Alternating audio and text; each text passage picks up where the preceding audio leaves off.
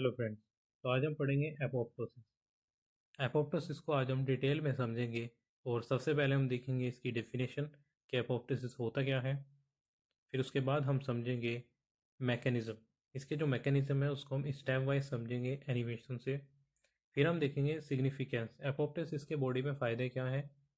और फिर हम देखेंगे कुछ एग्जांपल्स कि एपोप्टोसिस कहाँ पर होती है। तो स्टार्ट करते हैं एपोप्टोसिस को डेफिनेशन से।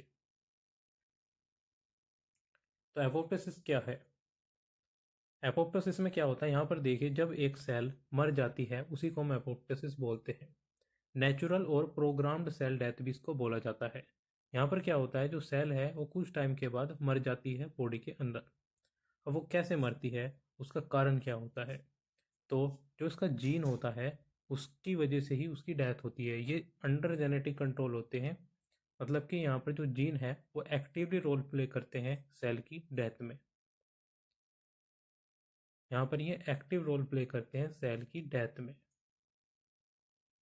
और एपोप्टोसिस को हम बोलते हैं यहाँ पर सेल सुसाइड भी बोलते हैं, क्योंकि यहाँ पर सेल जो है नेचुरली मर जाती है कुछ टाइम के बाद। अब हम देखते हैं मैकेनिज्म। तो एपोप्टोसिस कब इनिशिएटेड होती है और किसके द्वारा इनिशिएटेड होती है? तो यहाँ पर क्या होता है, जब किसी को इंजरी होती है तो वहाँ पर क्या हो जाती है, इन्फ्लेमेशन हो जाती है। इसको हम बोलते हैं इन्वायरमेंटल प्रोसेस। तो इन्फ्लेमेशन, जब वहाँ पर इंजरी होगी तो वहाँ पर जो सेल डेथ होगी उसको भी हम बोलेंगे एपोप्टोसिस। फिर हम देखते हैं इंटरनल स्टिमुलाई। इंटरनल स्टिमुलाई का क्या मतलब है? यहाँ पर आप ऐसे समझिए कि ऑर्डर दिया जाता है सेल को बॉडी के द्वारा कि अब तुम्हारी उम्र हो चुकी है, अब तुम्हारी एज हो चुकी है और तुमको अब मर जाना चाहिए। तो एजिंग हो जाती है जब सेल की एक टाइम के बाद, तो वो क्या हो जाती है, उसकी डेथ हो जाती है।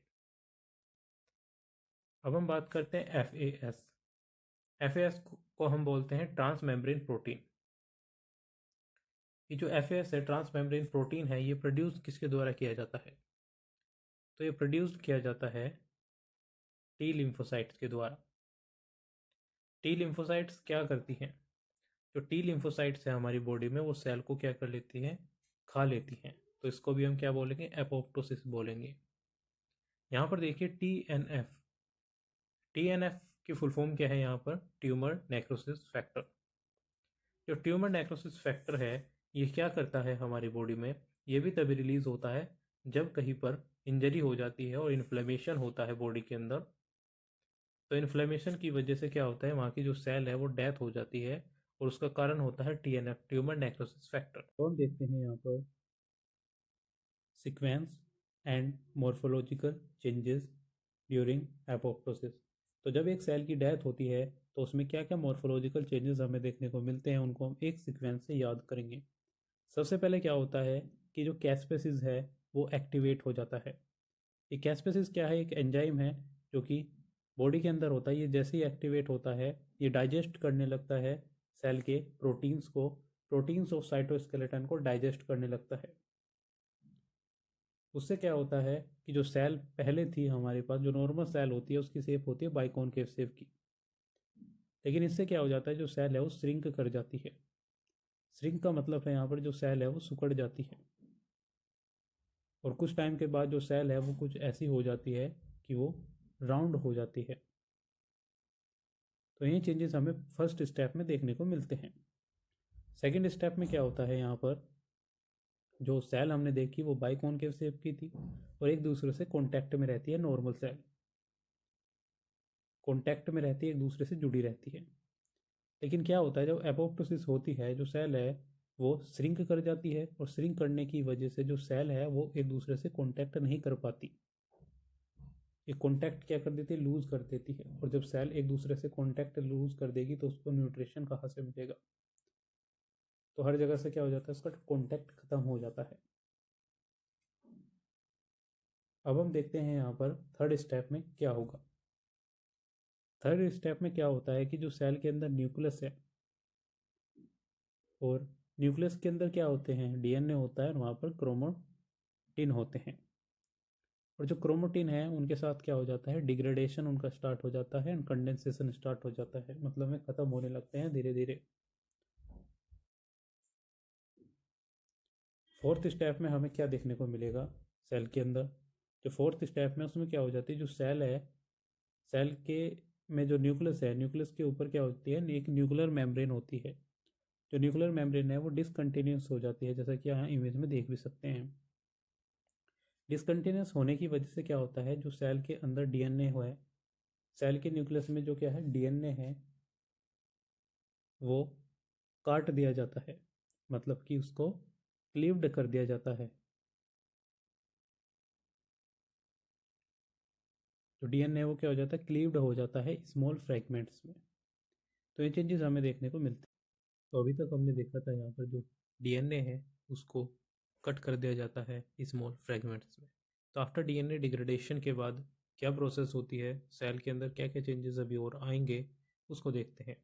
तो यहाँ पर जो सेल का न्यूक्लियस है उसको ब्रेक कर दिया जाता है। जो सेल का जो न्यूक्लियस है वो क्या हो जाता है, ब्रेक हो जाता है, टूट जाता है। किस में टूटता है, डिस्क्रेट हो जाता है स्मॉल यूनिट्स में, जिनको हम बोलते हैं न्यूक्लियोसोमल यूनिट्स में ये टूट जाता है। अब ये न्यूक्लियोसोमल यूनिट्स में जब टूट गया, इसके कई सारे पार्ट हो जाते हैं, तो उसको हम बोलते हैं क्रोमोटिन बॉडीज। अभी तक यहाँ पर न्यूक्लियस ब्रेक हुआ है। अब हम देखते हैं जो सेल के ऊपर एक मेम्ब्रेन होती है, अब वो ब्रेक होगी। यहाँ पर जो सेल मेम्ब्रेन है वो क्या हो जाएगी, ब्रेक हो जाएगी। और जब उसको तोड़ दिया जाता है तो वो कैसी होती है, वो दिखने लगती है, एक बबल अपीयरेंस बना लेती है। बबल अपीयरेंस ये बनाती है। फाइनली यहाँ पर जो सेल है वो सेवरल फ्रेगमेंट्स में टूट जाती है। यहाँ पर सेल की जो है कहानी ख़त्म नहीं होती।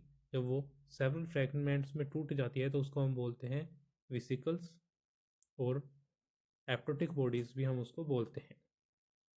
अब ये ऐसे बॉडी में तो नहीं पड़ी रहेंगी, तो इनका क्या होता है, जो वेस्ट मटेरियल है, एप्टोटिक बॉडीज़ है, इनको खा लिया जाता है, एंगल्फ्ड कर लिया जाता है बाय फैगोसाइट्स और डेंड्रिटिक सेल्स के द्वारा। इनको क्या कर लिया जाता है, खा लिया जाता है। अब हम देखते हैं सिग्निफिकेंस ऑफ एपोप्टोसिस। एपोप्टोसिस के हमारी बॉडी में क्या क्या फ़ायदे हैं। सबसे पहले है सेलुलर होम्योस्टेसिस। सेलुलर होम्योस्टेसिस क्या है, यहाँ पर इसको समझने के लिए यहाँ पर समझिए कि 10 मिलियन सेल्स जो है हमारी बॉडी में डेली प्रोड्यूस होती हैं। और जब 10 million of cell daily produce होंगी तो ये प्रोड्यूस कैसे होती है, बात आती है ये प्रोड्यूस कैसे होती है। तो ये प्रोड्यूस होती है माइटोसिस की मदद से। तो माइटोसिस से सेल प्रोड्यूस होती है तो इक्वल नंबर ऑफ सेल को हमें डेड करना पड़ता है। बॉडी के अंदर इक्वल नंबर ऑफ सेल को डेड करना पड़ता है। अगर 10 मिलियन सेल प्रोड्यूस हुए तो 10 मिलियन सेल को हमें डेड करना पड़ेगा। तो वो डेड कैसे किया जाता है, उनको मारा कैसे जाता है, तो वो किया जाता है बाय एपोप्टोसिस। एपोप्टोसिस की मदद से क्या होता है, सेल्स जो हैं वे उनकी डेथ होती है, जिससे क्या होता है, मेंटेन रहता है सेलुलर होम्योस्टेसिस। अब हम बात करते हैं दूसरा क्या फ़ायदा है हमारी बॉडी में। दूसरा फ़ायदा है रिमूवल ऑफ सेल्स। तो क्या होता है कि हमारी बॉडीज़ में, हमारी बॉडी में क्या होती है, कई सारी सेल्स ऐसे होते हैं जो डैमेज हो जाती हैं। डैमेज कैसे होती हैं, ये डैमेज होने के कई सारे कारण हो सकते हैं, जैसे कि बैक्टीरिया या फिर वायरसेस के द्वारा सेल्स को क्या कर दिया जाता है, डैमेज कर दिया जाता है। तो डैमेज होने के बाद जो सेल्स हैं उनको रिमूव कर दिया जाता है बाय एपोप्टोसिस। बात करते हैं एग्जाम्पल की। तो सबसे पहले है मेस्टुरेशन इन फीमेल। फीमेल्स में जो मेस्ट्रुअल साइकिल होती है तो उसमें जो एंडोमेटेरियम क्या होती है, ब्रेक होती है। और एपोप्टोसिस हेल्प करती है साइक्लिकल सीडिंग ऑफ एंडोमेटेरियम।